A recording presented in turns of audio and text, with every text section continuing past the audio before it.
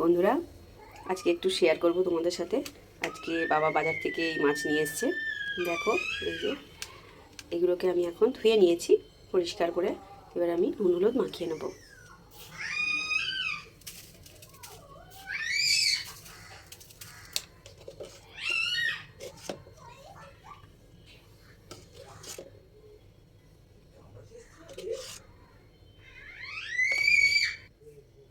তো বন্ধুরা, আমার মাছে নুন হলুদ মাখানো হয়ে গেছে।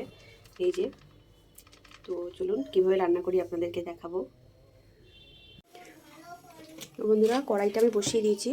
এবার তেল দিয়ে দেবো। আমি এখানে সানফ্লাওয়ার ব্যবহার করছি। তো তেলটা আমি এখানে দিয়ে দিলাম। মাছটা আমি ভেজে নেব।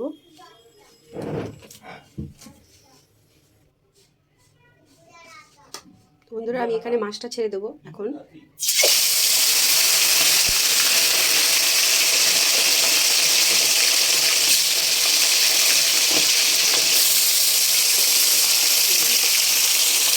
একটু ঢাকা দিয়ে দেবো।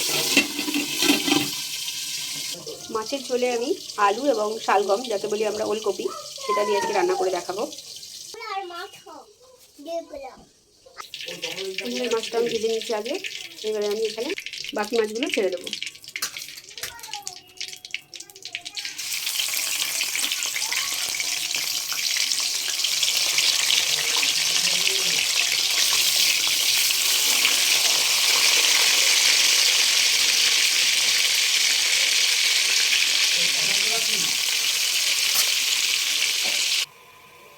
বন্ধুরা, আমার সব মাছ ভাজা হয়ে গেছে।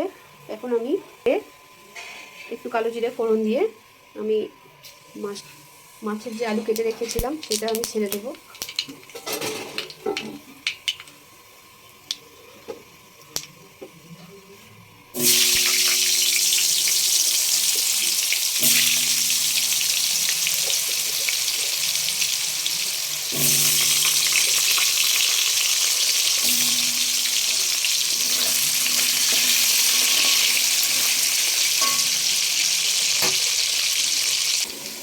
তো বন্ধুরা, এবার আমি এই ওলকপিগুলো সিদ্ধ করে রেখেছিলাম নুন দিয়ে, সেগুলো আমি এখানে দিয়ে দেবো।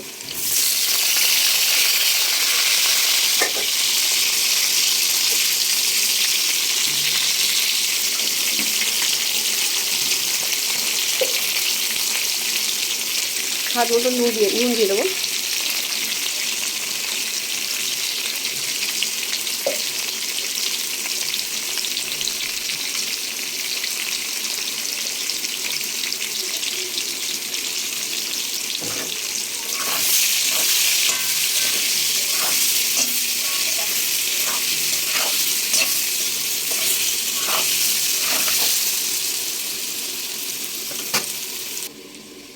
তো বন্ধুরা, এখানে আমার ভাজা হয়ে গেছে।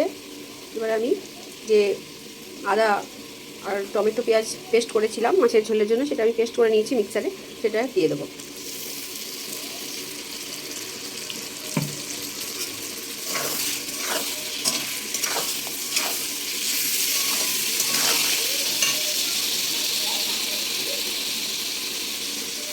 এক চামচ লঙ্কার গুঁড়ো দিয়ে দেবো।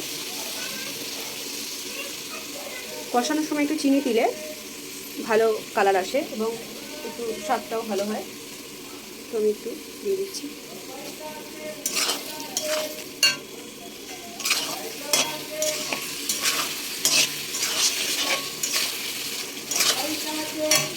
বন্ধুরা, আমার এখানে মশলা দিয়ে কষানো হয়ে গেছে।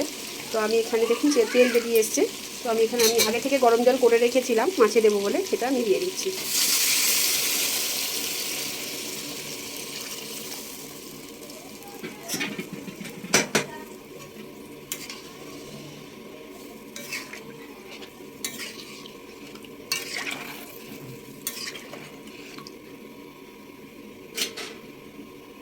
একটু ঢাকা দিয়ে দেবো এখন।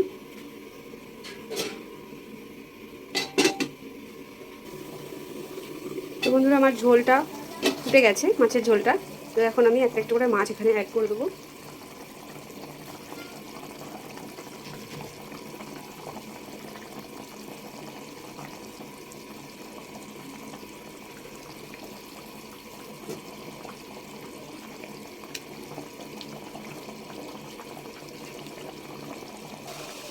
তো বন্ধুরা, মাছগুলো আমার দেওয়া হয়ে গেছে। তো আমি এখানে আগে থেকে কাঁচা লঙ্কা একটু এই যে চিড়ে রেখেছিলাম, তো সেগুলো একটু দিয়ে দেবো। বন্ধুরা, মাছের এখানে ঝোলটা আমার হয়ে গেছে, রেডি হয়ে গেছে। দেখুন, শালগম আর আলু দিয়ে, মানে ওলকপি যাকে বলি আমরা, সেটা দিয়ে মাছের ঝোল। কেমন হয়েছে আপনাদের লাইক কমেন্ট করবেন এবং ভালো লাগলে সাবস্ক্রাইব করবেন। Thank you.